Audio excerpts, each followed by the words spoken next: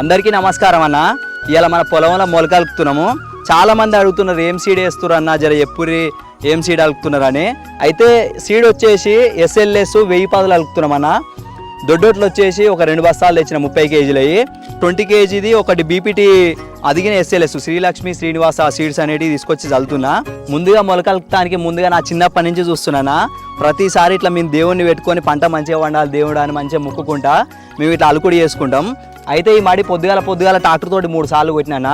3 సార్లు కొట్టిన తర్వాత ఎడ్లతోటి గొర్రు తోలి కొంచెం పేరుకున్న తర్వాత ఇప్పుడు మొలకలుపుతున్నా.